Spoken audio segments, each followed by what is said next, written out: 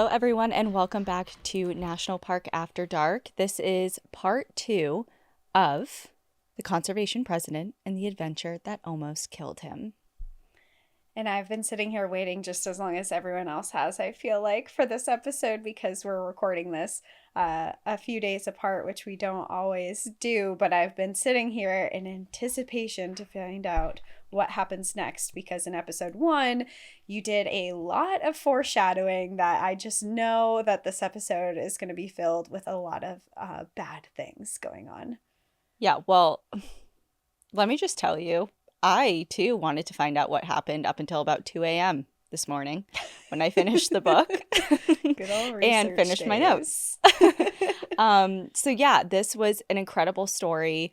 And that's why I kind of, in part 1, I was like, I don't know how many parts this is going to end up being because I hadn't finished my research yet.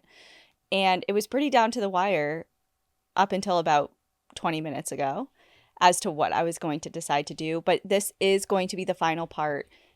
And it's going to be a long one because of that. I kind of just smushed everything into one. So I hope, Cassie, I hope you have water or tea. I hope you've gone to the bathroom. I hope you have a comfy blanket.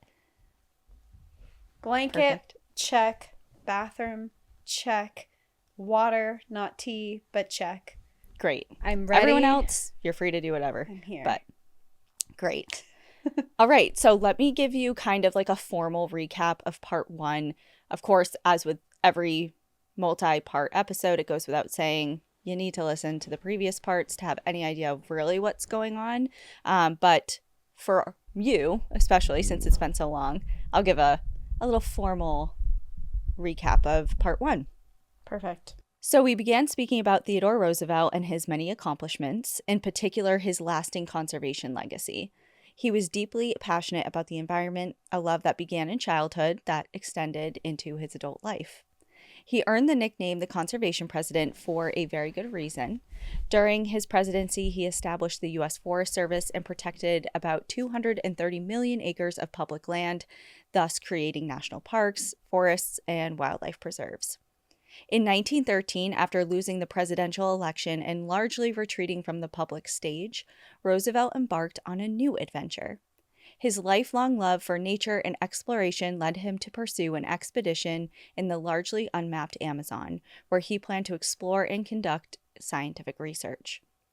This journey was first prompted by an invitation to lecture throughout South America, which he quickly expanded into a full-blown expedition, and he started hiring men to build this team that would accompany him and guide him there. The Museum of Natural History, who had a close relationship with Roosevelt, was very happy to assist in organizing this expedition, but became really angry when they were informed, once the team was already down in South America, that plans had changed. The original route, while known, was changed when Roosevelt decided to explore the uncharted Rio da Duvida, the River of Doubt, a dangerous and unknown path. Despite museum objections, Roosevelt was determined to proceed. The expedition faced difficulties, including logistical issues, ill-prepared animals and men, as well as personnel cuts, and the team essentially struggled with harsh terrain and illnesses from the get-go. Many men dropped out, and the expedition's long-term survival began coming into question. Before the team even reached the river, conditions worsened, morale plummeted, and supplies were severely reduced.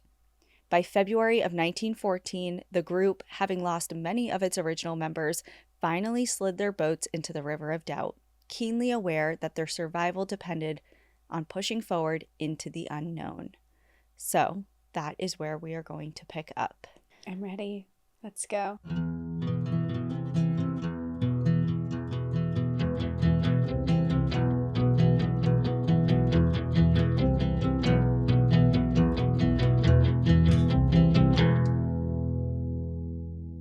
The swirling brown current whisked them away.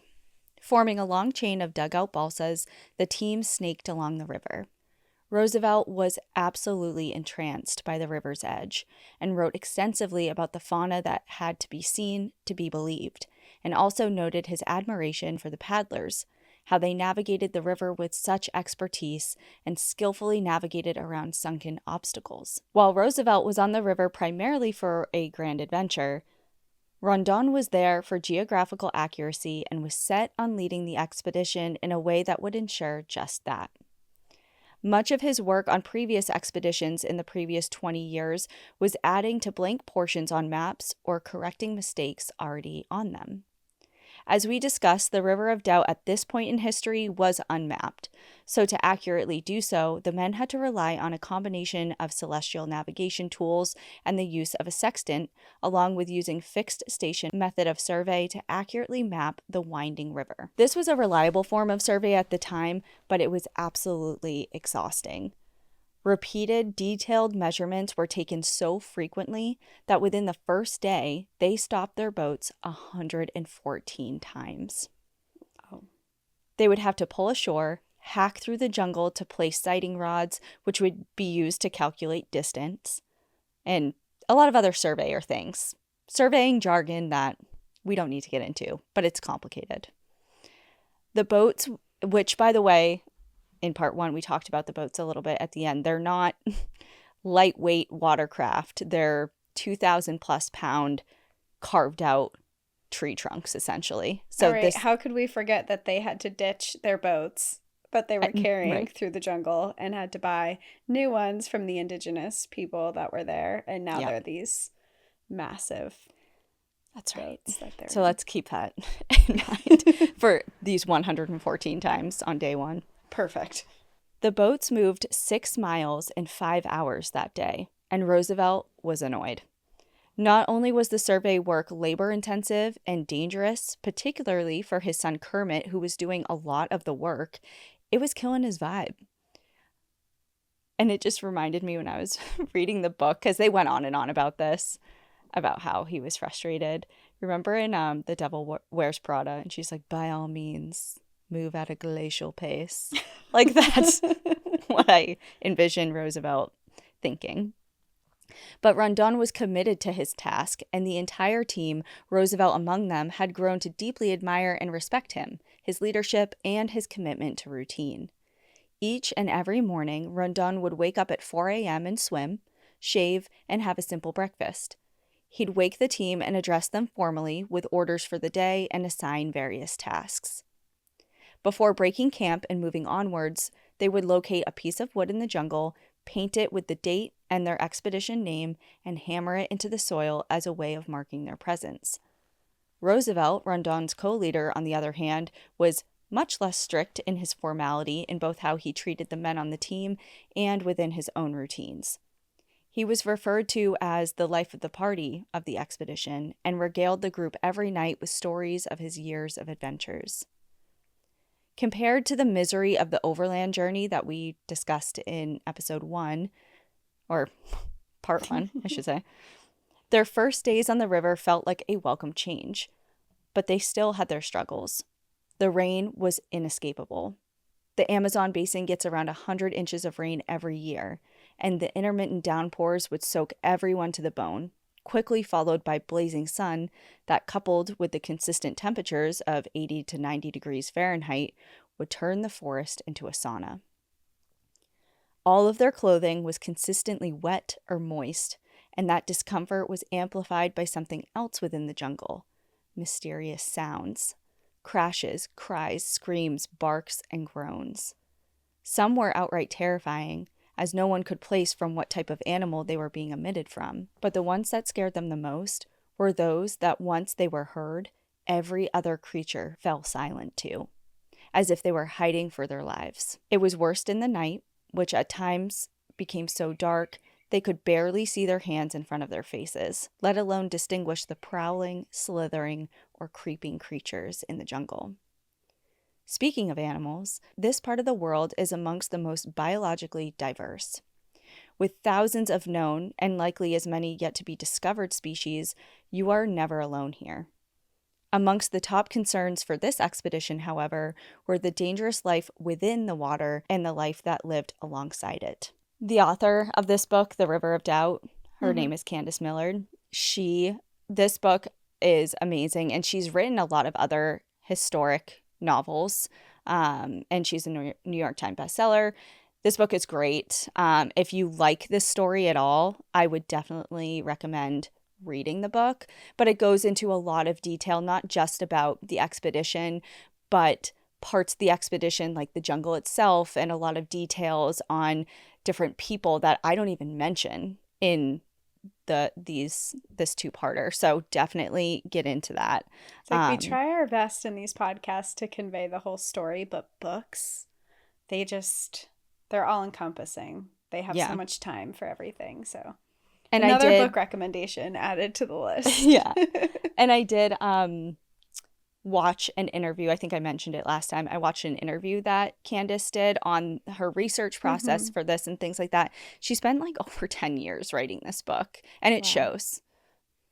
That's really cool. That's a lot of dedication. So yeah, long way of saying I inserted just like a little fun fact in here, because she goes off into extreme detail about the biodiversity of the Amazon and just different historical records of animal attacks within the Amazon and things like that.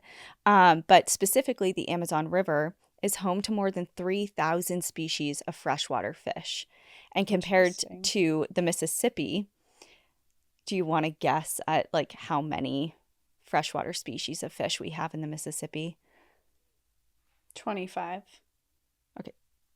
375-ish. I was close. That was close. I'm so bad with numbers. You can't put me on the spot. I thought it was going to be really low just by the way you were looking at me. So I thought I was reading your eyeballs, but with squinted eyes. I was wrong. Like your eyes said, it's really low. It's so low. Yeah. It's 1. I could have guessed 1 and thought I was right. You would have panicked. If this was a written test, you would have put 1. And failed. There were hundreds of animals that could wound, seriously injure, or kill any of them, but of particular concern were the caiman, piranha, and venomous snakes. The caiman could grow upwards of 15 feet and lay silently just below the water. You wouldn't know they were there until you were on top of them. And as the men sat a mere 6 inches above the water in their dugouts, the unseen only added to their fear. The piranha, with their razor teeth and penchant for furious behavior, were well known to have consumed men, some of which were friends of Rondon. And the snakes that dripped from the overhanging trees and slithered underfoot in the leaf litter were silent killers. The danger could be considered, but never entirely avoided. Boat landings meant that the men would have to jump out into the water up to their chests in order to haul the boats ashore. And remember, we're doing that 100 times a day. Just a couple times. And camp had to be made by clearing a space in the jungle, which was often done barefoot.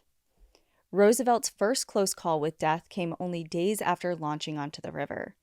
When making camp one evening, one of the men on the team was clearing a space for their tents when he agitated a concealed coral snake. Here in North America, you may have heard the jingle. I'm not going to test you, but do you know it offhand? How to remember venomous coral snakes, and your eyes are now squinting. You're like, I'm not going to test you, but can you recite this? I don't know. I'm like, I know the difference between venomous bites and non-venomous, but I don't know a jingle for it. There in North America, there are venomous coral snakes, and then there is a species of snake that imitates the coral snake that looks almost identical but is non-venomous. And the only difference visually, and I'm supposed to know a jingle for this. Okay. I did, and I don't know where I learned it, but it's red on black, you're okay, Jack. Red touching yellow, you're a dead fellow. And it's because they have bands of different colorations, and the imitator has bands that are flip-flopped. So they look very, very much like a coral snake, but they're actually non-venomous. They're just trying to intimidate and trick others. You know what I mean? No, yeah. You don't. Okay, well, I guess it honestly reminded me of another rhyme that I learned in school that it's not a real rhyme, but remember it was like blah, blah, blah, dressed in yellow, went upstairs to kiss a fellow. By mistake, she kissed a snake. How many doctors will it take? And it's a jump rope song, and then it's like 1, 2, 3, and you try and get like... We've lived different lives. Clearly. I was playing jump rope. You were learning about venomous Venomous snakes. snakes. Okay. Even if you did know that little jingle, it was utterly useless in the Amazon, where nearly Good. 50 species of I would coral have been snake okay. defied that adage. You would have been like, I didn't even know. Didn't even know.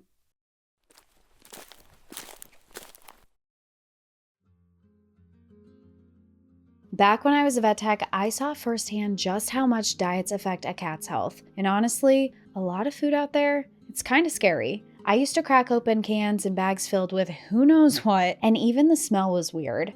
So when my friend told me that she switched her cat to Smalls and suddenly he was more energetic, his coat looked better, and he actually liked eating, I had to check it out. Anyway, this podcast is sponsored by Smalls. Smalls is cat food made with real, preservative-free ingredients, stuff that you'd actually recognize from your own fridge. Things like chicken, turkey, beef, not chicken byproduct meal, or whatever that mystery sludge is in other brands. And one of the best perks is that it's delivered straight to your door. Smalls started back in 2017 with two guys cooking cat food in their apartment for their friend's cat. Fast forward today, they've delivered millions of meals across the US and donated over $1 million worth of food through the Humane World for Animals. You can even pitch in with a donation at checkout. You can give $5 for flea meds, $7 for vaccines, which I always love to be able to support other fur babies. Personally, I'm also a huge fan of Smalls because it is real food and your animals deserve that. In addition, after switching to Smalls, 88% of cat parents notice health improvements, and that's huge. More energy, shinier coats, less barfing. It's all about wellness for cats. So what are you waiting for? Give your cat the food they deserve. For a limited time only, because you are a National Park After Dark listener, you can get 35% off plus an additional 50% off your first order by using our code NPAD. That's an additional 50% off when you head to smalls.com and use our promo code NPAD. Again, that's promo code NPAD for an additional 50% off your first order, plus free shipping at smalls.com.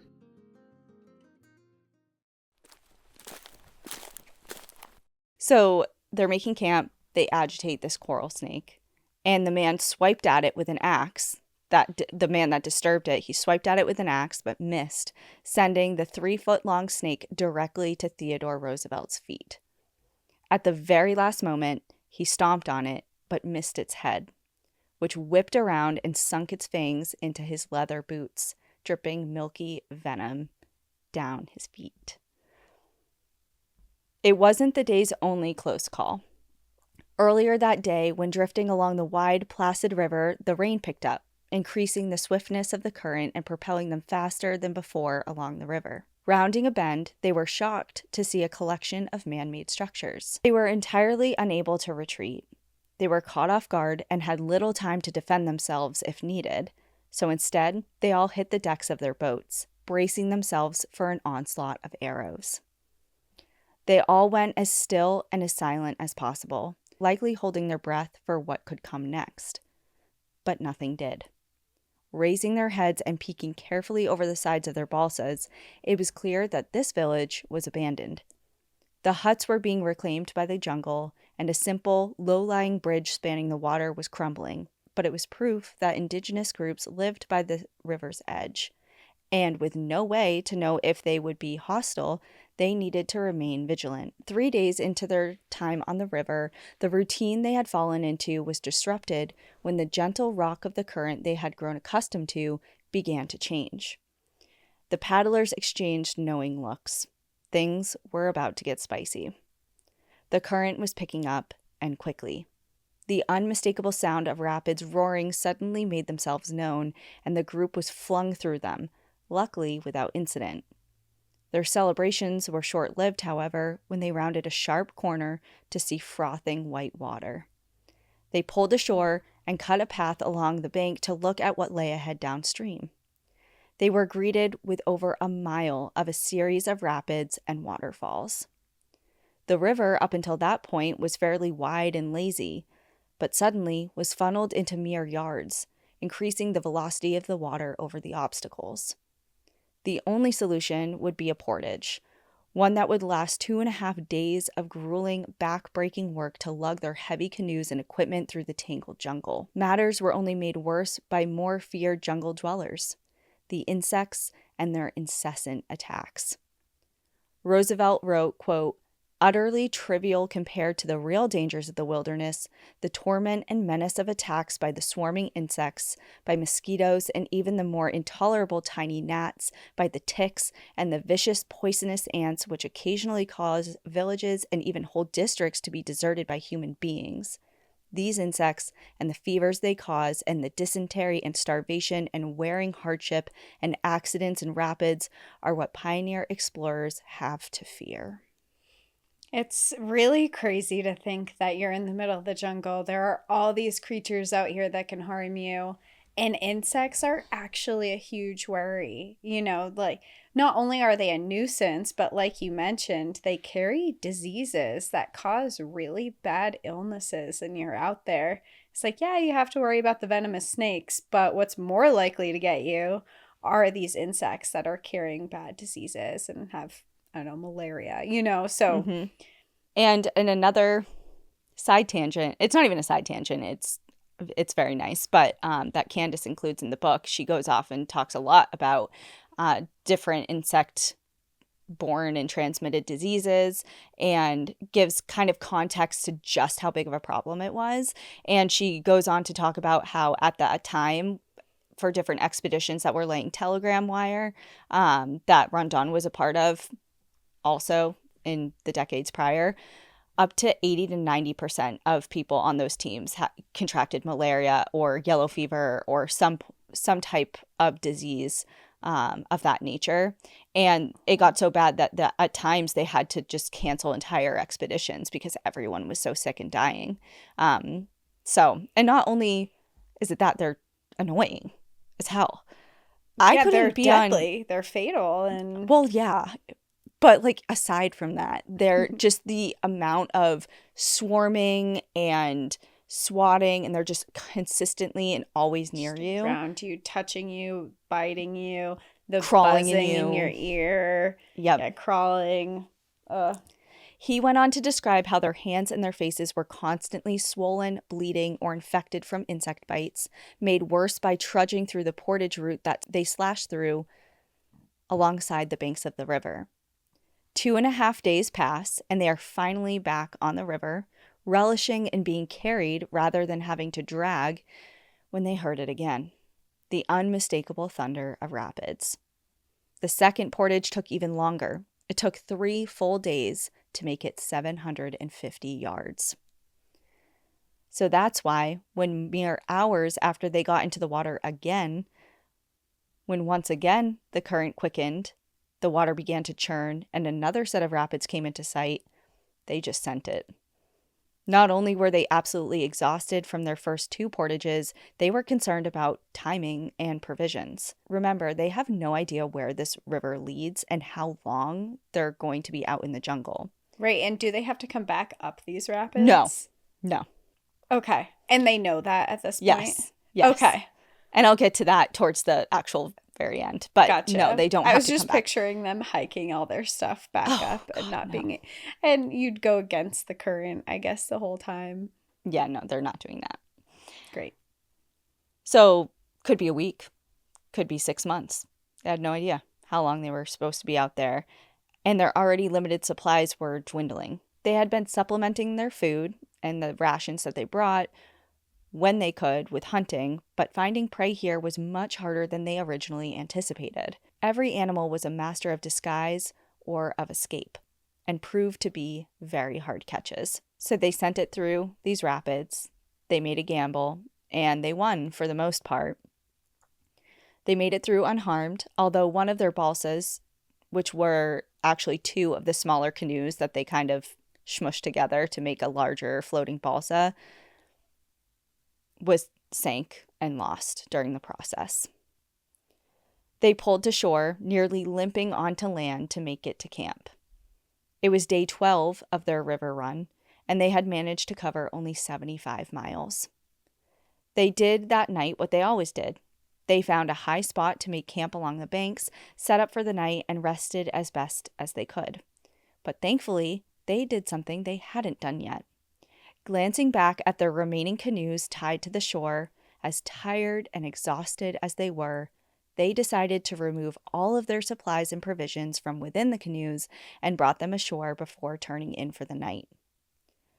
During the night, it rained, as was typical, but this camp was not in a typical place.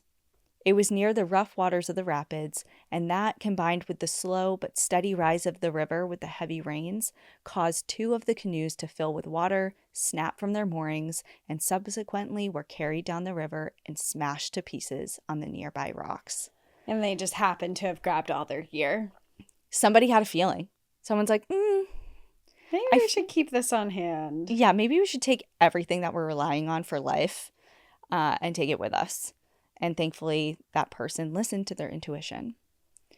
When the team awoke the next day and discovered what had happened, they found themselves at a loss. They were now down to 5 boats and not enough space to carry their gear, food, equipment, and all of the men, leaving them with 2 options: hack their way through the forest or build a new canoe. Neither was a great option, but they elected to strike out in search of a tree large enough to carve out. One was selected. It was 5 feet in diameter and 26 feet long. And after arduous, round-the-clock, back-breaking work, it was hewed out. Roosevelt again was impressed by the skill and endurance of the team, the camaradas, as they were called. All that is, except for one. Julio de Lima was the exception, as Roosevelt deemed him lazy, worthless, hot-headed, and unable to keep up with his fellow companions. But in their predicament, they needed all of the manpower, subpar as it may be, as they could get. Plus, there was no way to send him back, even if you're out here got now. tired. Right. They're like, well, what are you going to do with him? Be like, go Bye. away. You're annoying us. Make your way back on your own. The canoe was completed, the team regrouped, and relaunched into the river. Once again, they quickly ran into whirlpools and rapids, but in a testament to their desperation, they ran them all. Rondon even had given up his accurate method of surveying, opting for a quicker, less precise technique.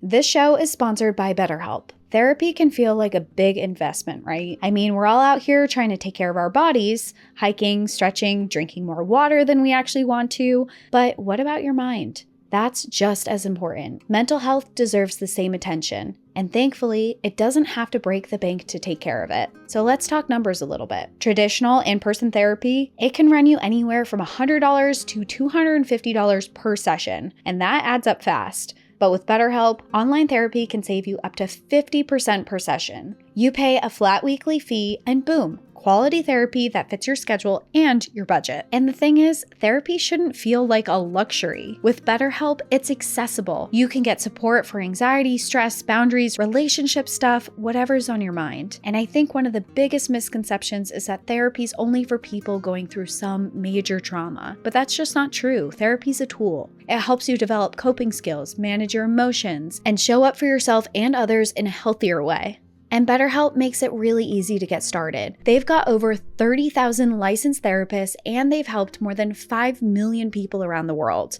You can join a session right from your phone or your laptop, and if the therapist isn't a right fit for you, you can switch at any time with no problem at all. Your well-being is worth it. Visit betterhelp.com/NPAD to get 10% off your first month. That's BetterHelp, HELP.com/NPAD.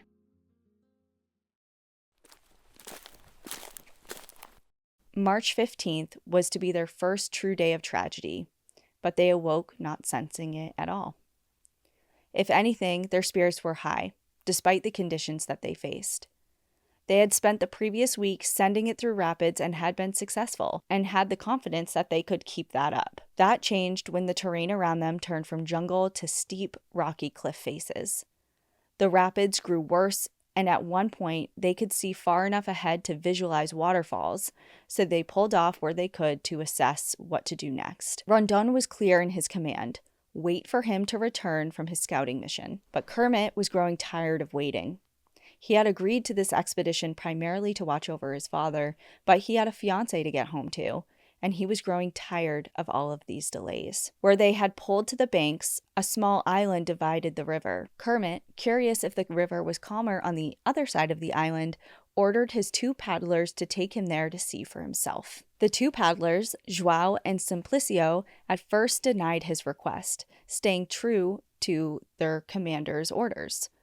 But Kermit repeated an order of his own, so reluctantly, they pushed the canoe off the bank and towards the island. After inspecting the island, Kermit, Joao, and Simplicio, along with Kermit's dog, Trigueiro, got back into the canoe to return to the river's edge. But before they could, they were swept into a whirlpool. They spun uncontrollably straight over a waterfall. Remarkably, the entire boat landed upright with all of its occupants, but it immediately took on a lot of water and was barely floating. The paddlers dug into the current, making it within reach of the overhanging branches of the banks when the current ripped them away and back into another whirlpool, dumping the boat and everyone into the water.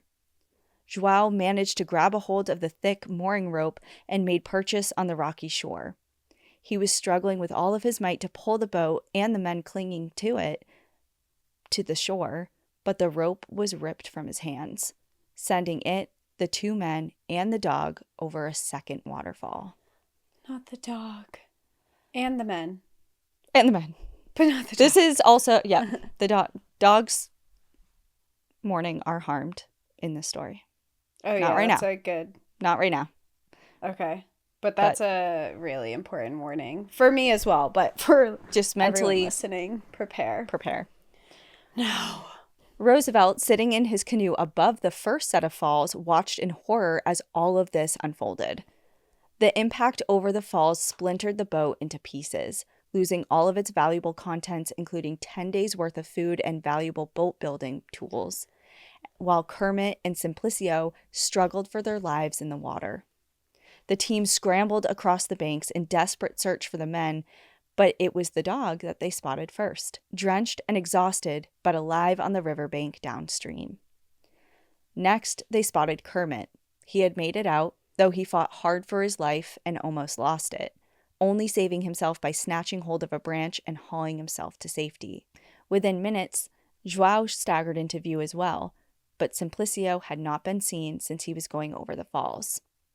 Ensuing searches yielded nothing, and the next day, when they packed up to move on, they carved a simple, somber message into their camp marker. In these rapids died poor Simplicio before walking away. Rondon was furious at the blatant disregard of his orders. Not only did it cost a young man's life, but valuable resources as well. With 21 men and 5 canoes, there was no choice but for some of them to walk. Rondon gave marching orders for the day, and satisfied that they were actually being followed, he took his favorite dog, Lobo, deeper into the forest behind their camp to try and hunt for food. Rondon had been hard on his men throughout the years, and had made a reputation for himself of being cold towards his charges. But he had a heart for dogs. He typically had 24 of them at his camps and was deeply fond of them. He would stop marches to give them rest over the humans, carried them when necessary, cared for them and tended to their every need, and mourned deeply when they died, more so than when humans were killed. Amongst dogs, he was more at peace and more in sync than with any other human he had ever encountered. As he and Lobo made their way through the forest, Lobo excitedly took off ahead of him, likely chasing after the call of a monkey that had cried out moments prior. But before Rondon could catch up, he heard a high-pitched yelp. Worried a jaguar had gotten hold of his friend, he rushed to his aid, only to stop in his tracks by what he heard next. Human voices, more specifically, the whoops and hollers of war cries. He instinctually crouched into the vegetation, hoping to conceal himself to the group. Remaining invisible was his only chance of survival. Seconds later, Lobo, the ever-faithful companion, returned to his master, staggering with 2 long, feathered arrows jutting out of his body. His position revealed, Rondon stood and fired his weapon into the air, hoping to scare this group away. When the voices only grew closer, he did it again, but to no avail. He couldn't see them, but their voices were clear as a bell now. Sticking to his virtue of never engaging violently, he turned and ran back towards camp. Breathless upon arrival, he told everyone of his close encounter and was only met with more bad news. During a portage, another one of the boats was lost. Concerning, yes, but not as unnerving as his experience with the group of indigenous warriors. He gathered a handful of men and returned, retracing his steps to the scene of the attack. They came across a few items that the people had left behind, and knowing they'd return at some point for them, Rondon offered gifts of his own, an axe and some beads as an offering, something to convey, "We come in peace." Up until this point, Rondon's best guess was that they were still traveling through Nambiquara territory, but after following a blood trail and coming across Lobo's body, did that change. The little dog had tried to make it back to camp, but succumbed to his injuries before he could make it. Rondon leaned down to inspect his fallen friend, and the arrows protruding from his body told a story. They were 5 feet long, made of bamboo and sharp, barbed points, decorated with hawk feathers and braided peccary hair. These were not the work of the Nambiquara. In fact, they hadn't come from the hands of any of the dozens of tribes Rondon had come into contact with over the last 25 years. Even more concerning than Rondon not knowing them, they did not know him or his peaceful intentions. In the early 1500s, the first European explorers made their way to the South American continent and began claiming land for themselves, killing hundreds of indigenous rulers and enslaving thousands more. Over time, many more foreigners came, leaving ruin and destruction in their wake for thousands and millions of indigenous peoples. Especially when the discovery of what the indigenous population had known for centuries, the quote-unquote discovery of what we know today as rubber. Disease and enslavement decimated pockets of indigenous tribes, but some survived, hidden so far into the dense jungle that they remained untouched. Rondon, Roosevelt, and the others couldn't have known it then, but they had come across what anthropologists today refer to as the Cinta Larga, Portuguese for wide belt, a reference to the strips of bark they would wrap around their waists. They had not, in fact, stumbled across them, though. They were lured. The Cinta Larga had been watching the expedition for days. Masters of their environment, they moved stealthily and undetected, keeping eyes on the strange men that crashed through their forest. The Cinta Larga had never seen a white person before, or any other person of non-indigenous descent. Not only had they been concealed by the thick jungle for hundreds of years, but the river as well. The dangerous rapids and extreme difficulty the river presented to the expedition proved to be impossible to navigate by earlier explorers. As a result, the Cinta Larga were essentially in a time capsule. They used the simplest forms of tools, wore no clothing, and despite living alongside the river, had not yet constructed boats. They were different, but in no way inferior. They had their own distinct culture, forms of government, and rules. They were expert navigators, reading the forest and trailblazing through an environment that would disorient and swallow anyone else. They harnessed the power of the jungle by becoming part of it. Not only were they expert hunters, they lured their prey, often by mimicking sounds of other animals so well it was near impossible to distinguish their calls from the true animal's vocalizations.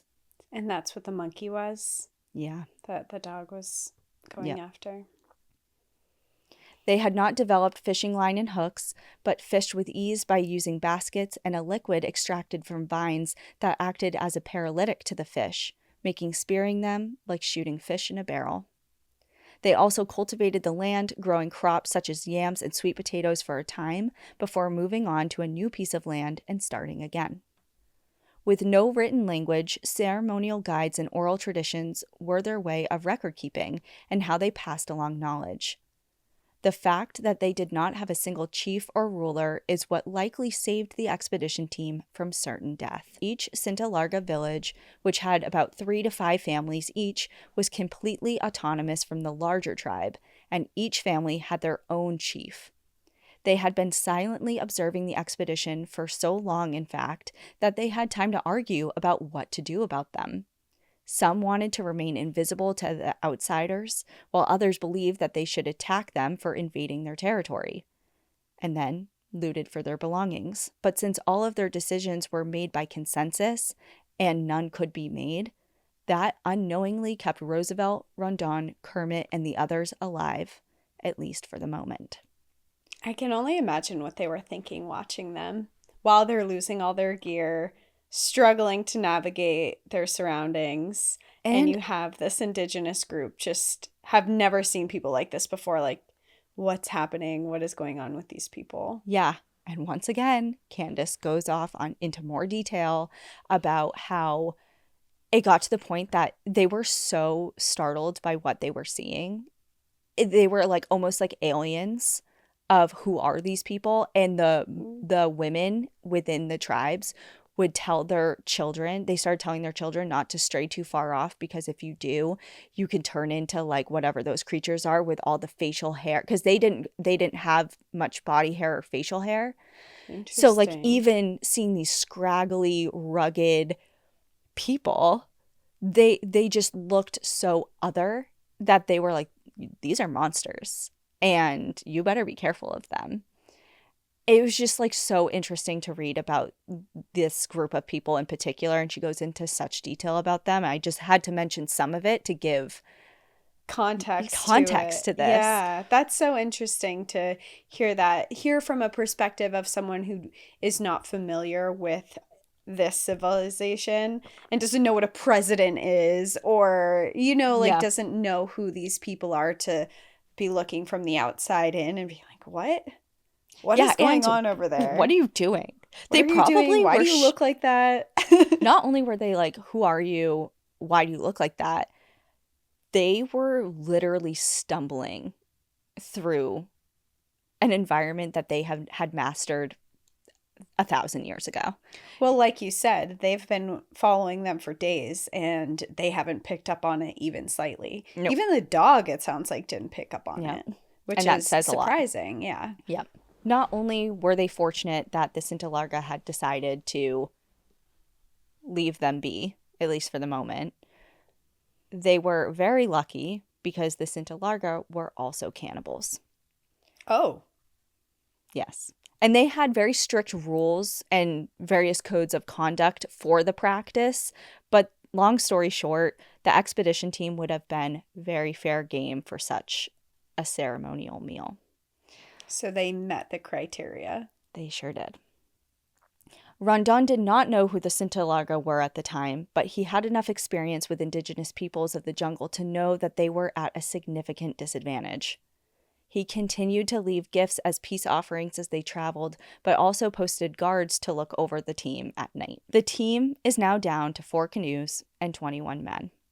With no trees suitable for boat construction in their immediate area at the time, they were forced, yet again, to leave behind nearly everything that wasn't essential for survival.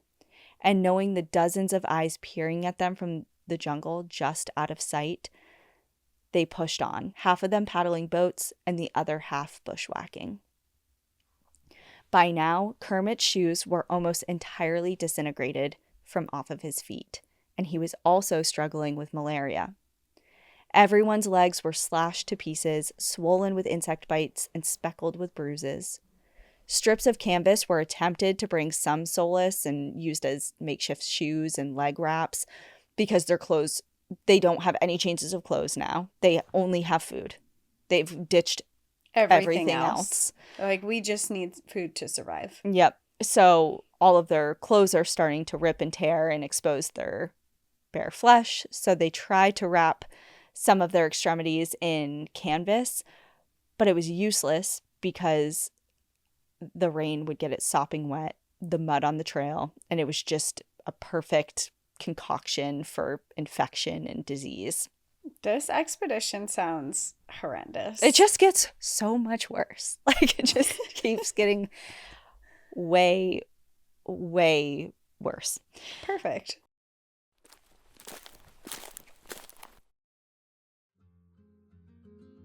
You know those days when you're exhausted, you're hungry, and you open the fridge and you look in and there's just some random onion, some sad lettuce, and maybe a jar of mustard staring back at you. Yeah, same. I've been there. Figuring out dinner every night can feel like a full-time job, and after a long day, it's just very hard to keep up with that. That's where HelloFresh saves the day. It takes all the stress out of mealtime with no planning, no guessing, no grocery shopping, just really good food delivered straight to your door. With HelloFresh, you get farm fresh, pre-portioned ingredients and easy-to-follow seasonal recipes delivered straight to your door. No last-minute grocery runs, no decision fatigue, and no sad desk dinners. I've got way too much going on during the week to be recipe hunting and trying to meal prep for every day. So when I can just toss one of HelloFresh's prep and bake meals in the oven with 5 minutes of effort, yes, please, that's fantastic. And their 15-minute meals, they're lifesavers. It's 3 simple steps and boom, dinner's done. Plus, the HelloFresh Market is fantastic. You can tack on breakfast, snack, and drinks to your weekly box, so even your between meal moments are covered. I'm eating better, I'm saving time, and I no longer have to answer the question,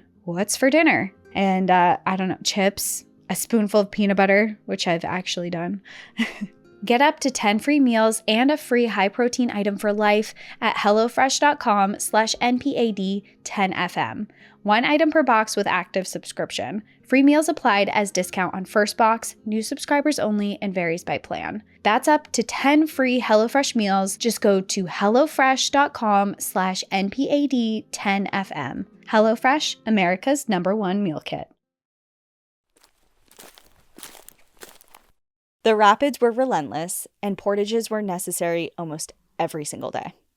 Hunting was not going well, and they were beginning to starve. The clothing they were all wearing was, like I just said, in tatters and hanging loosely over their rapidly slimming frames. They hadn't even made it 90 miles down the river, but had eaten through a third of their provisions, forcing them to eat even less than before. It was maddening being surrounded by so much life, both plant and animal, that could sustain them for many lifetimes over if they only knew how to harness it. They were now officially starving, and their conversations soon became consumed with food, how to find it, or dreaming of dishes from home and the first meals that they would have when they got there. But as time went on, the conversations between the officers, Rondon, Roosevelt, Kermit, and Sherry in particular, took on a very serious tone. Most of them doubted they would ever make it out alive. But they, and in particular Roosevelt, did not show their concern outwardly to the camaradas. Morale was of the utmost importance to maintain. It was dangerously easy to fall into the despair of their situation and the grueling, unrelenting conditions. But if that happened, it would be a death sentence. Disorder would be their undoing, and already smoldering tempers would flare. They made their way onward, coming across recently deserted villages and trails utilized by their occupants, a constant reminder that they were not alone. Rondon was desperate to ensure positive relations with the people of the forest and was taking time and care to do so. Roosevelt, on the other hand, was over it. By now, he was determined more than ever to get home and minimize any additional danger. The 2 men argued about it. Rondon still adamant, despite the conditions, that they continued to do the right thing by mapping the river accurately and surveying its surroundings. Roosevelt insisted that the expedition keep moving and forego the survey work. In his mind, the time had passed for all of that. In a perfect world, that's what he was down there to do. But this wasn't going perfectly, and people's lives were on the line. Of his biggest concern, Kermit's. He felt that if they could just take some rough observations of the river from now on, it could provide enough basis for others to come back in the future for further and more complete study. Rondon eventually obliged, but was very unhappy about it. When they came upon trees suitable for boat building, they took the opportunity to delegate its construction and also to take account of their provisions. It was then that they discovered they were missing 15 boxes of their emergency rations. While it was possible that more than one of the men could have been responsible for that, they doubted it, as all their suspicion landed on one person in particular, and that was Julio. Julio's just gaining weight. And doing Well, well. Funny you should say that. Wait, really? My literal next sentence, he was the only man of the entire team who had kept his physique and was not trusted with anything. He was already known to devour anything he found in the forest himself instead of bringing it back to be equally divided and shared amongst the others. And while they couldn't prove that he stole this food, they knew it was him, and they kept an extra eye on him from then on. And on they went, portage after portage, to avoid the relentless and seemingly endless rapids of the river. But now, a month into their river portion of their journey, with the accumulation of disease, hunger, fear, and exhaustion, they were becoming more difficult to deal with, both physically and mentally. Kermit showed an impressive amount of dedication to the expedition, was always at the lead to help and the first to maintain a "we can do it" attitude. But he wasn't alone. Alongside him were others, including a man named Pashan. He stood out amongst the camaradas. He was strong in both body and spirit and was a natural-born leader. He had worked for Rondon's previous expeditions laying telegraph wire and had proved his character time and time again, both in the past and in their present.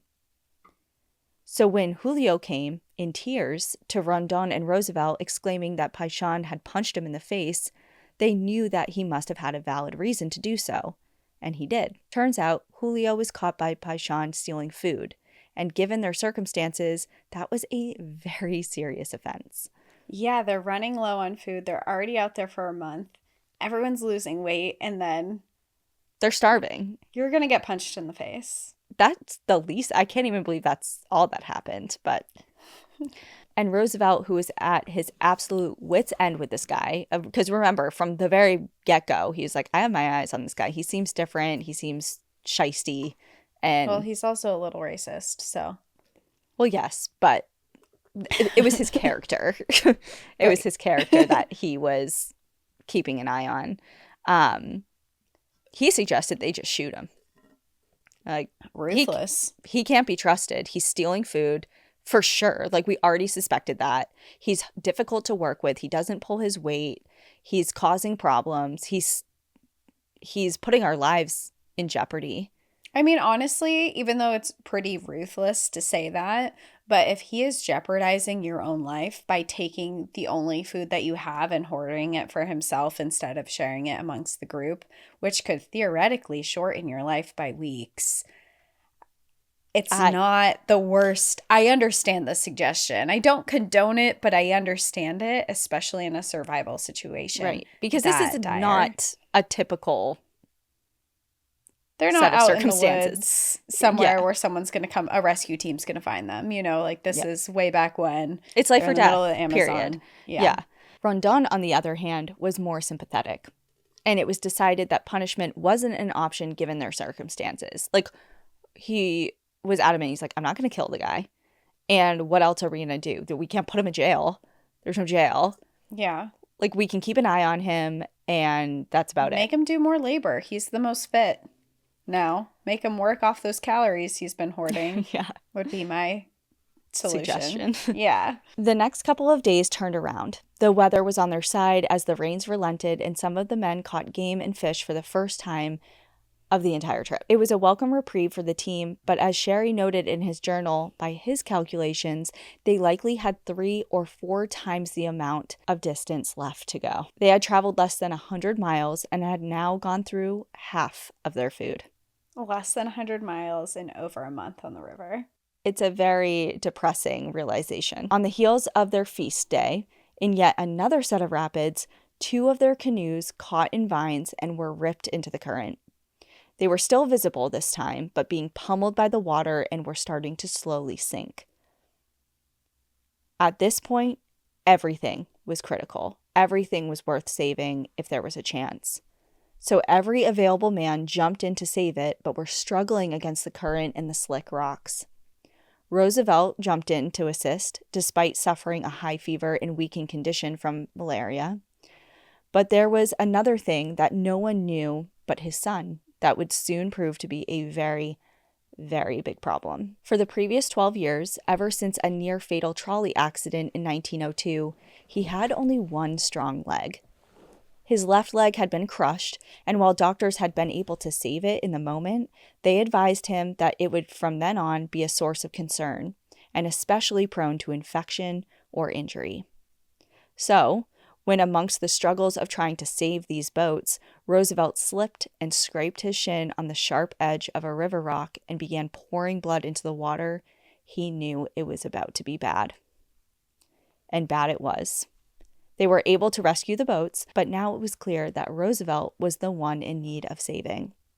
Within hours, he went from one of the strongest men on the team to essentially being an invalid. He was unable to walk on his own.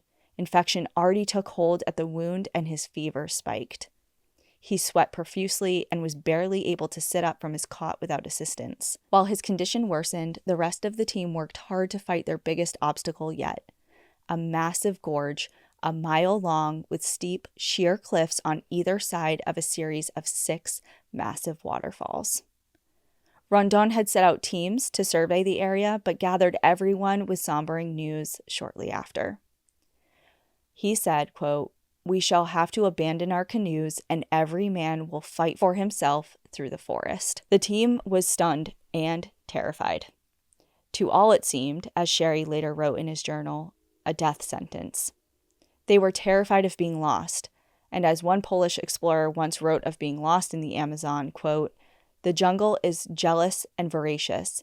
Of all the possible deaths a man can die in the jungle, the most dreaded is that which results from being lost." At the top of mind for Rondon, Sherry, and Kermit weren't the men and their fears of getting lost in the jungle, but for Roosevelt. His condition had worsened, and he was growing weaker by the hour. With his new revelation of their predicament at the gorge, they and Roosevelt himself knew that he would never make it. Everyone was distraught, worried, defeated, and at a complete loss. But Roosevelt was crystal clear. Not only was he unafraid to die, he would never be the reason that anyone else did. He had always lived by that belief throughout all of his other expeditions and times where that line of thinking must be considered. In fact, he always carried with him during such risky adventures a small, lethal bottle of morphine, saying, quote, "I have always made it a practice on such trips to take a bottle of morphine with me, because no one knows what is going to happen. If death became inevitable, I would have it over with at once, without going through a long, drawn-out agony from which death was the only relief." An interesting thing to bring with you, but also I feel like maybe it would feel a little tempting in times like this journey where you have so many struggles and you're like, I'm going to die out here. Like, when's the moment you decide? It was now. Now was his moment. Because this trip was no different, and he had tucked his precaution with him in his spare socks as he was packing in New York. And now he was ready to use it.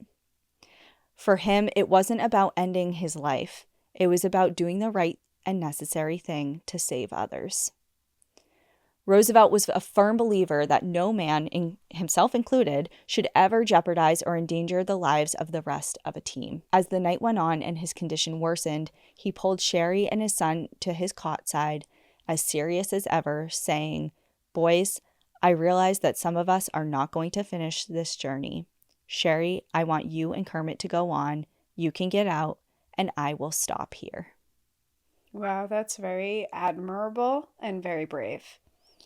For the first time in his entire life, Kermit disobeyed his father and refused to grant his wishes.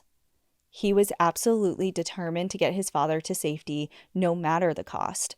He formulated a plan to get the party and their belongings over and around the steep cliffs. Ordering the group into smaller parties, he organized a team to lower the canoes over the falls with a rope, one to cut a path through the jungle around the falls, and one to start transporting their gear. It took 4 days of grueling work, but it was successful. With Roosevelt useless to help, he began giving more of his rations to the camaradas, the ones that were doing the most work, leaving him with essentially a saltine and a mouthful of fish and a cup of coffee per day. Ew. Good combo, right? Ew. Okay, a saltine's good, coffee's great, fish is all right. The way you described it, a saltine and a mouthful of fish. Like a scoop, A little nibble. Oh. Give me the morphine. On the morning of April 3rd, the team found themselves at what felt like their 1,000th portage. And there was a similar divide amongst the group to get over another sheer cliff. One man was left at the previous night's camp to keep guard of all of their cargo and belongings that was being slowly carted off by another team to another location. So they had kind of like a relay thing going on. And this man that was guarding all of their provisions discovered Julio, once again, stealing food. He reported the theft immediately to Paishan, who, with no other option for punishment, just gave him a harsh verbal reprimand. A short time later, while Kermit and Sherry were stationed at the midway point in the chain, looking over Roosevelt, they saw Julio stride right up to their cargo pile, grab a rifle, and walk back from where he came from. And this was not abnormal. Many men carried rifles or grabbed one if they saw any sort of game in the jungle. The men exchanged hopeful looks. Perhaps Julio had spotted something to eat. A few minutes later, they heard a single shot and their mouths practically watered. But only moments later, 3 camaradas breathlessly ran to them, exclaiming that Julio had killed Paishan. This roused everyone immediately, even giving the ailing Roosevelt a rush of adrenaline. All 3 armed themselves and set off to investigate to find Paishan's body splayed face down on the trail with a single bullet through his heart. Julio had fled into the jungle and a hunt for him was immediately dispatched. Through their investigation, they found where he had hidden himself in the thick vegetation right off the trail and waited for his victim, and where he had taken off deeper into the jungle after he committed the crime. In the heat of the moment, likely after hearing the rest of the team shouting after him, he panicked and ran, losing his rifle in the process. They continued the search for him, but they were unsuccessful in locating him. Knowing he was unarmed eased their minds a little bit, but knowing that a murderer was on the loose and one that was dependent on them and their supplies and was guaranteed to be lurking nearby put them all on edge. Both Rondon and Roosevelt were furious, but maintained different views at what should be done about him. Roosevelt wanted to find him and kill him, stating, quote, "He who kills must die. That's how it is in my country." But Rondon fought back. This was not Roosevelt's country. It was his. And in Brazil, he retorted, if someone commits a crime, he is tried, not murdered. He wanted to find Julio and apply the laws of the Brazilian government, not any sort of wilderness law. While their argument escalated, they paused to give Paishan a dignified burial, but with no tools, they had to scrape at the earth with their bare hands to dig his grave. That evening, the expedition doctor doubted that Roosevelt would survive the night and prepared everyone for the worst. His heart rate had spiked while his blood pressure dropped and his temperature rose to over 103 degrees. His skin paled and his infected leg oozed and blistered. He was shivering uncontrollably and unable to speak above a whisper. The doctor had some basic supplies on hand, but they weren't helping much, and if anything, was barely staving off the combination of illnesses that were compounding in the former president's body. What he really needed was antibiotics, but penicillin, one of the first antibiotics to ever hit the market, wasn't even discovered for another 14 years. Leaving his only treatment repeated injections of quinine, an early anti-malarial drug. We're like, here, just take this. We don't know what it's going to do, but maybe it'll do something. His repeated requests to be left to die were ignored, and by the next day, his temperature had gone down to hover around 100. Mustering every ounce of strength he had left, he continued on with his team. For 3 more days, they repeated much of the same. They ran the river, encountered deadly rapids, commenced a strenuous and lengthy series of portages while endangering themselves in both the water and land, all while being paranoid of the Cinta Larga, all while suffering dysentery, malaria, exhaustion, and starvation at minimum. And I just summarized about 50 pages for you. On April 6th, they had reached a point in the river that they were able to sit back in their canoes and float, thankful to be carried by the water peacefully. But then suddenly, they heard a voice in the banks. "Senor Colonel, Senor Colonel." It sounded rugged and anguished. Following the sounds, their eyes laid upon Julio, clinging desperately to a tree branch overhanging the water. I'm surprised he's still with them. I'm not. At all. Where is he going to go? Yeah, but he doesn't have access to their food anymore. I mean, he's a little sneaky snake. He's slinking in and out. That's true. Or he's literally starving to death and he's Finally, desperate, coming forward, yeah. He began begging for their help, their forgiveness, and their mercy. After 3 days and nights alone in the jungle, he had been rattled and likely been given a rude awakening at just how much he needed the people that he had turned on. Rondon's canoe passed by him first, and Rondon coldly and plainly stated he couldn't possibly stop for him and turned his attention back to his survey charts. Surprised. Yep. The following canoes carrying Roosevelt and the other men gave even less. Everyone refused to even glance at Julio. So on they went, leaving a horrified Julio alone and doomed to die in the jungle. That evening at camp, Rondon and Roosevelt got into the worst argument of the expedition over what to do about Julio. Rondon advocated to take men and precious time into the jungles to locate him, while Roosevelt vehemently opposed that. Not only did he believe Julio should die regardless, whether it be in the jungle or by his own hands, putting men in danger and dedicating precious time and resources to Julio was the absolute last thing he thought should happen.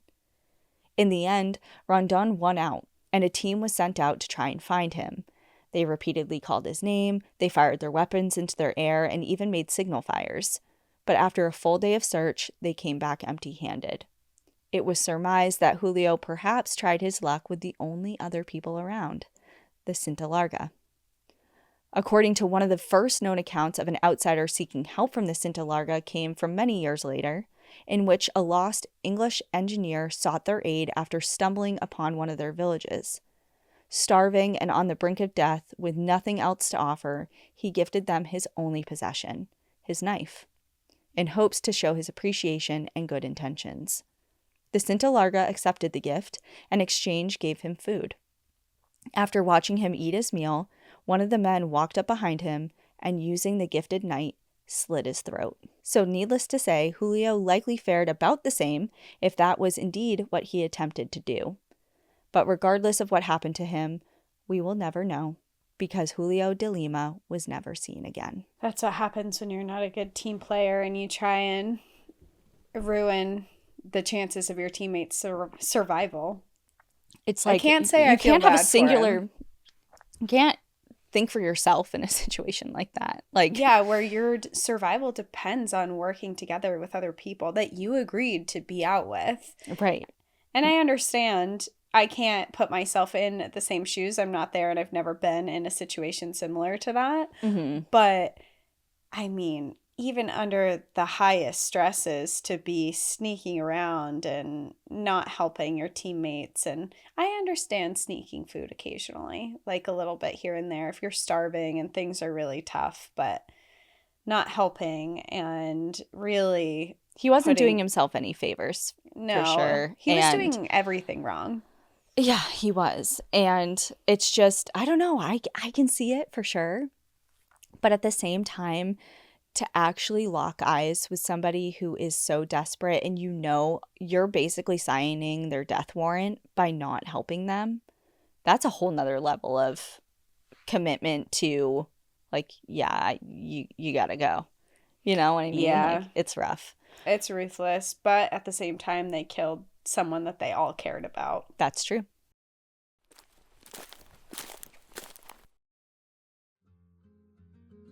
Okay, tell me I'm not the only one feeling that spring travel itch creeping in. And I'm excited because I have some NPAD trips coming up this year with some camping, some hiking, and a lot of trying not to overpack. But this year, I've decided it's finally time to upgrade my gear. So I treated myself to a first-class quality suitcase from Quince, but with an economy price tag, because vacation season is almost here and I want to travel right. Quince has everything I needed to prep for this trip. They have lightweight European linen styles from just $30. Yes, really only $30. Silky, soft, washable tops and comfy lounge sets that are actually cute enough to wear outside the house. Plus, their premium luggage is a total game changer. But here's the kicker. Quince prices everything 50 to 80% less than similar brands. How, you might ask? They partner directly with top factories, cut out the middleman, and pass the savings on to us. And they only work with factories using safe, ethical practices and high-end materials. And you just have to love a company that gets the job done and does it responsibly. For my trips this year, I bought their front pocket carry-on suitcase, which I am obsessed with the front zipper compartment. This is perfect for keeping my laptop and charger within easy reach, because I will tell you, I am always the person who puts their laptop in the bottom of their bag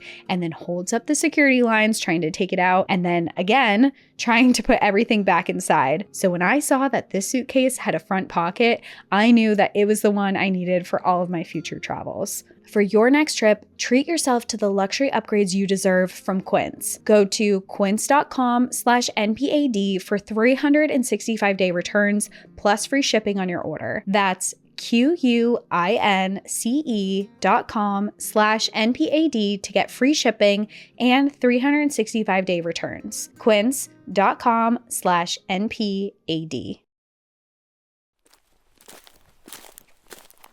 By this time, the men had traveled about 200 miles and estimated they had about 200 more to go until they reached a fork in the river where they hoped relief would come.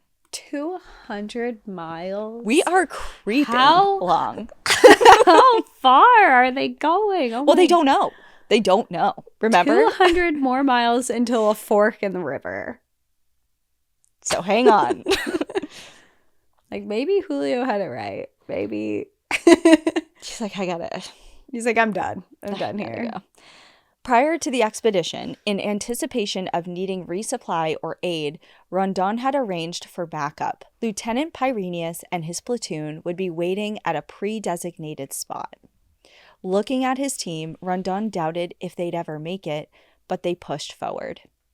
On April 11th, the team stopped to look for Kermit's dog, who had leapt out of his canoe the day prior.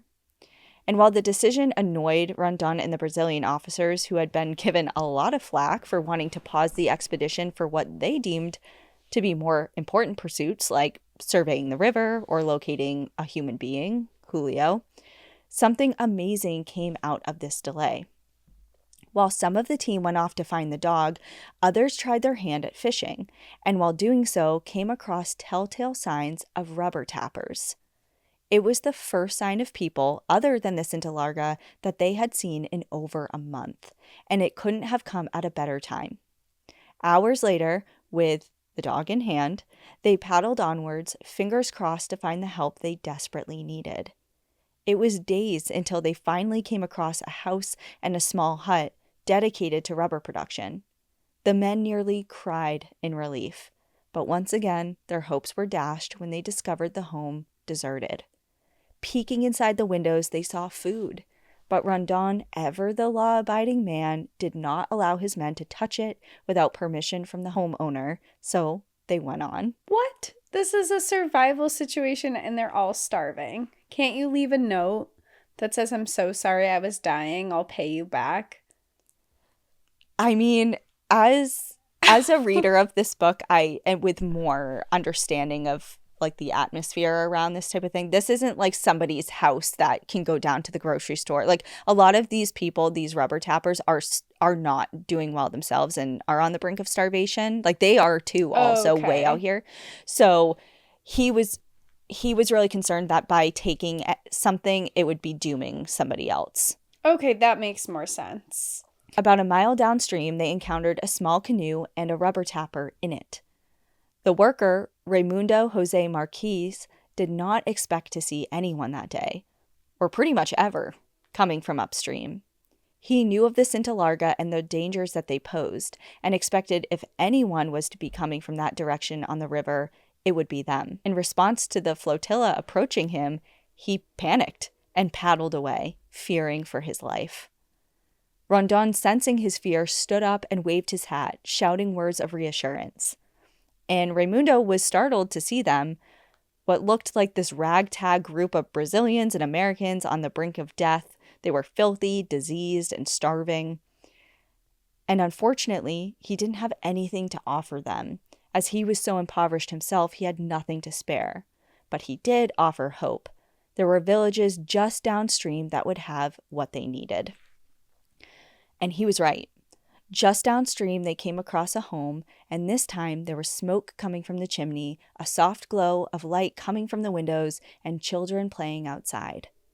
Raimundo had advised the men to fire their rifle 3 times in quick succession, followed by a blow of a horn to convey their peaceful intent. As they didn't have a horn, he gifted them one and sent them along their way. But before the men could signal appropriately, the children spotted them and absolutely freaked out.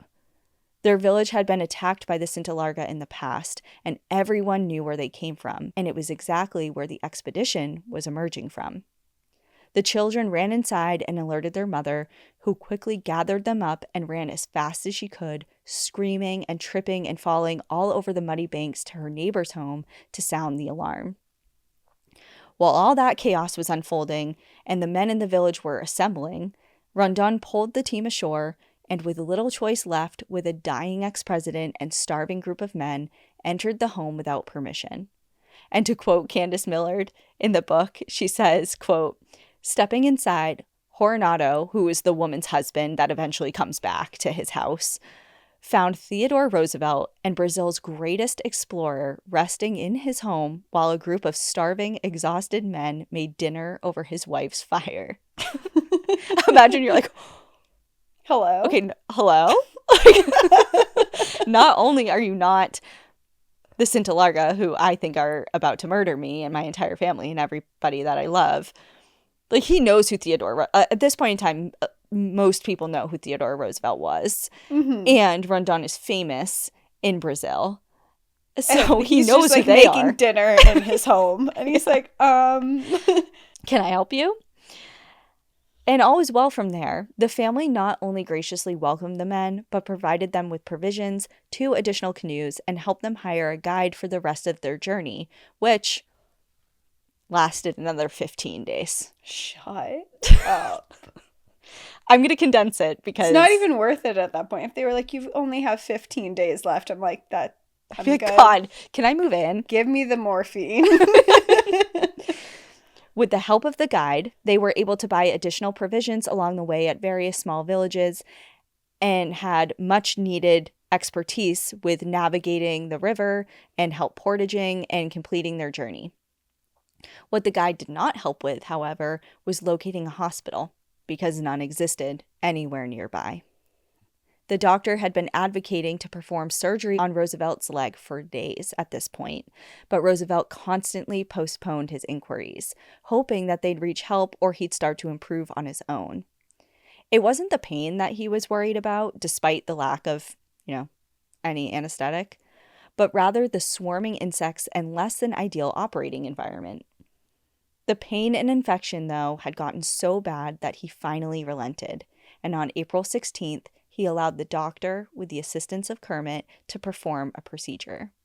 The operating room was a muddy bank alongside the river, and using the most basic and probably the dirtiest, unsterile surgical tools on earth, and of course no anesthetic, Kermit swatted away the swarms of flies and insects that hovered around his father's leg, while the doctor used his blade to slice into the wound, releasing pus and clotted blood. This surgery was temporary, and over the next few days, the infection not only did not lessen in severity, it actually spread.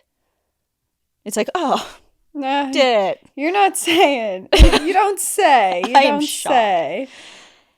Under those conditions. It's like, what? How did that happen? Yeah, he not only did it spread on his leg, he started getting abscesses on his butt, and it was bad. It's not going well. It's not going great at all. That's always, I don't know if I've said that before. Anytime I do pub trivia or something, our team name is always, "It's not looking good." I feel like you have said that. Yeah. Okay. To make matters worse, he had lost a quarter of his body weight in the last 3 months of the expedition, and his body was struggling to keep going. The time constraint that they had before had squeezed tighter now. Now it was every hour that counted, not just every day. That's why when they encountered one of what was to be their final stretches of rapids and portages, and Kermit's dog wandered off into the jungle and couldn't be recalled, Kermit had to tearfully leave his friend behind. His father was dying, and his life mattered more. Just days later, on April 26th, they finally saw the light at the end of the tunnel, as the lieutenant and his 6 men had indeed established camp where Rondon had instructed them to do months prior. They had been waiting for 6 weeks for the expedition to arrive and were near calling it quits and calling them a lost cause until they finally saw them paddling into view. But thanks to them, the Cinta Larga sparing their lives, Roosevelt wearing boots when he was bitten by a coral snake, and an untold other number of circumstances that went just right, with an endless amount of near misses that were somehow bestowed onto them, they were saved. From there, things happened in a whirlwind. Roosevelt was immediately transported to Manaus on the bank of the Negro River in the northwestern portion of Brazil.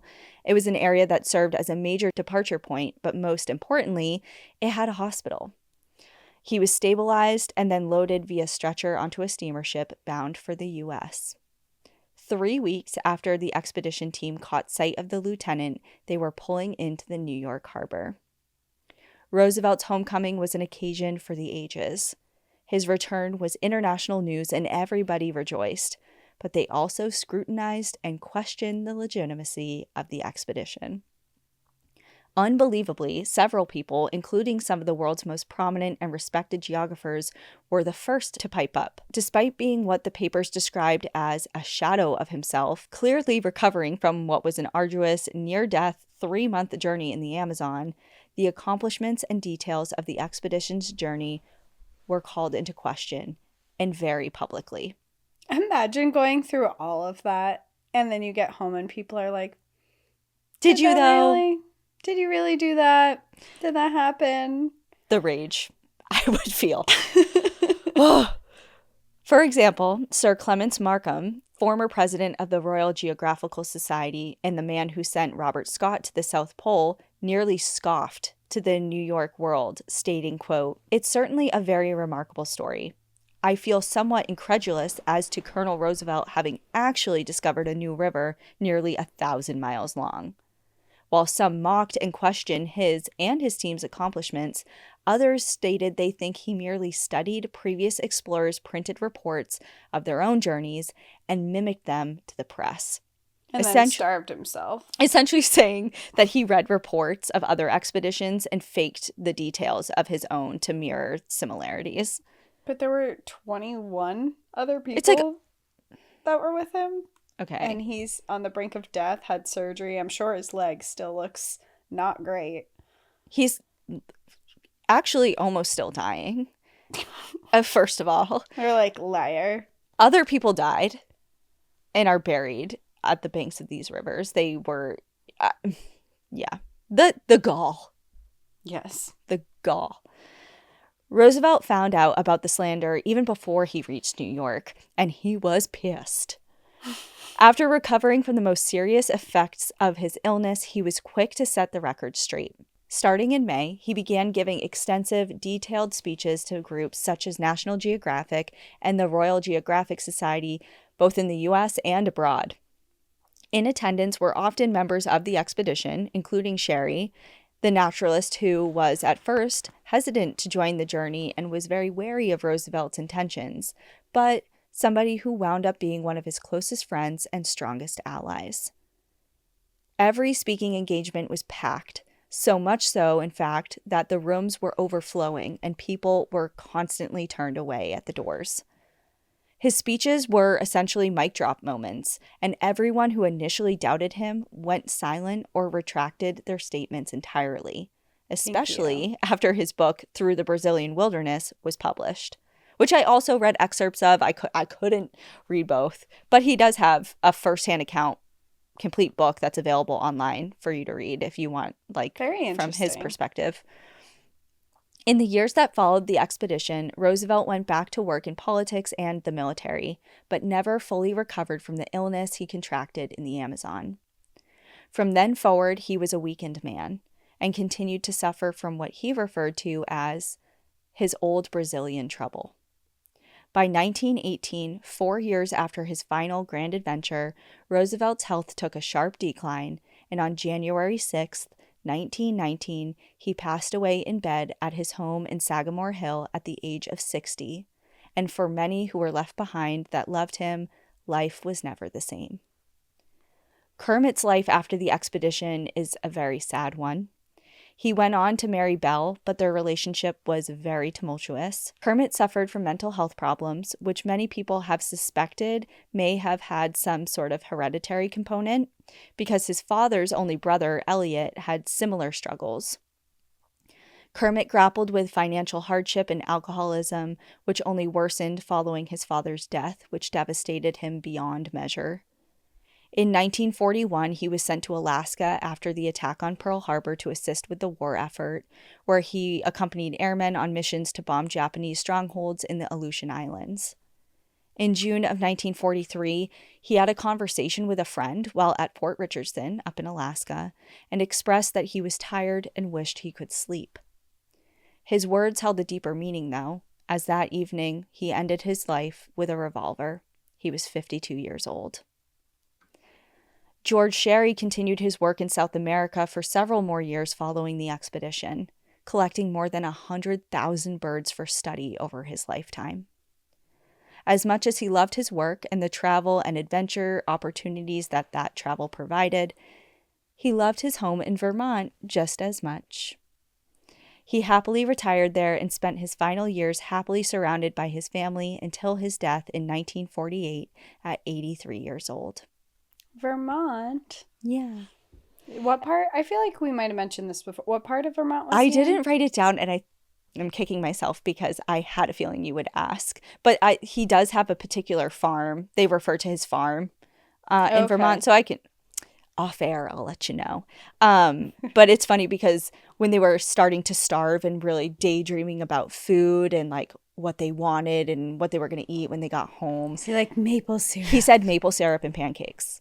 I'm like, that is such a Vermonter thing to say. Candido Rondon returned from the expedition a hero and remained one for the rest of his life.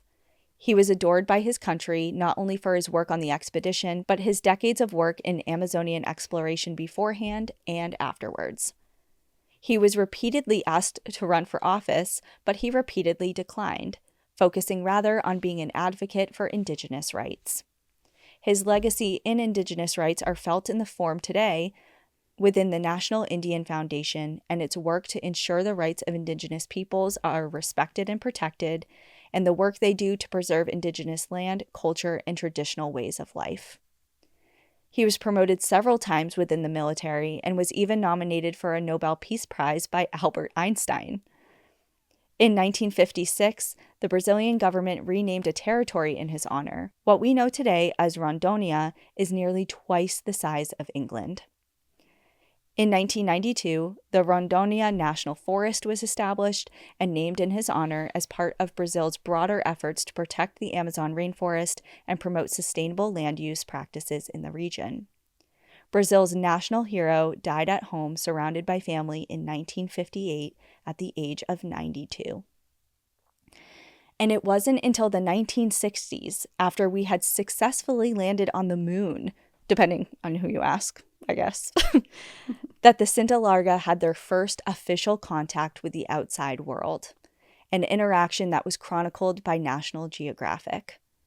Stories of the expedition and the strange men that the Cinta Larga encountered alongside the river in 1914 remains a story that is shared generation to generation amongst their people.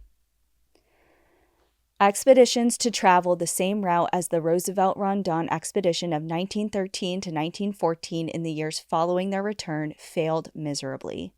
Several turned back before they could make it very far. Others disappeared entirely, swallowed and never spit out of the jungle. The River of Doubt, the Rio da Duvida, was renamed by the Brazilian government to Rio Roosevelt.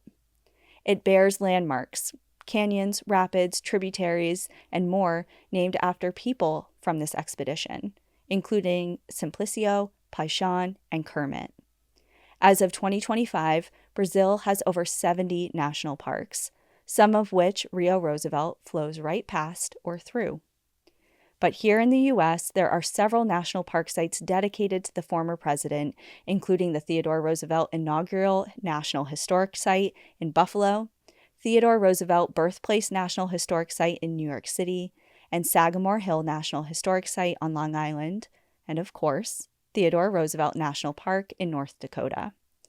But as we discussed, many parks and public lands, even if they don't bear his name, bear his legacy and the love that he had for the wild, whether it be in the Badlands of the Dakotas or in the jungles of the Amazon. That love lives on. And that is the story. Partially. Partially, except for the rest of the book. Of the Rondon Roosevelt Expedition of 1913 and 1914. Well, I'm so happy you covered it because I've seen it recommended quite a bit from listeners, and the book itself comes up in my recommended reads a lot when I'm looking, and it's a really interesting story, and I think it's also incredibly interesting because I think especially these days when we think of presidents, we think of these very rich political men who have worked in offices their entire lives, and you don't hear this other side of really being like anyone else who would go on an expedition and face these hardships. And it doesn't matter who you are. It doesn't matter that you're the ex-president in another country when you're really facing the elements of the outdoors. So I thought it was a really fun way to look at a president in a way that I've never seen before. And the other part of this story that I think is just so incredible is the what ifs, because there are so many points in time that I described and points in time that I just glossed over and didn't mention at all, that this could have gone a different way. And we would have grown up learning about all of the amazing things that Roosevelt did for this country that we talked about, and obviously some of the other parts of him that we also talked about that weren't so great. But regardless, we would have learned about all that, but then it wouldn't have been he died at home in New York. It'd be like he went into the jungle and disappeared. No one ever heard from him again. And he's never been seen again. And he's never been seen again. Like, imagine if that was the end of his story. I mean, it would add a lot of mystery to him, I think. And I think it would draw a lot of people to him. But knowing the full story is, I think, a lot more interesting. Yeah. And I would just also like to say to any teacher that may be interested and may be in charge of teaching a unit on Theodore Roosevelt, I would have been so much more intrigued to learn about all of the minutia and details that you need to learn in school about certain historic figures if it was preceded by something like this, like even a 20-minute condensed version of this. And then it's like, okay, so now do you care about him a little more? Let me tell you all the things he did. I would have retained that information so much more if it was led with something like this. Yeah, it's interesting that you say that because, I mean, like I mentioned before, I never knew this story. Yeah. And I've learned about Theodore Roosevelt my entire life. Mm-hmm. So it's kind of just like, I don't know, like It's a fun way to bring history. It's a hook. To make it interesting, yeah. Yeah. Get that hook, get people interested. Yeah, it's like... And who knows, maybe it's way more taught in school now. We haven't been in school in a long time. Yeah, I could eat my words, but it's just an idea. I don't know. Or if that's even allowed, I'm not sure. I'm not in the there's that education world. It may be just like not allowed at all. But anyways, yeah, I thank you for everyone who recommended it. It wasn't just a single person. There was a lot of people who have recommended this story over the years. I'm glad I read the book. You should too. I'll link it in the description as always.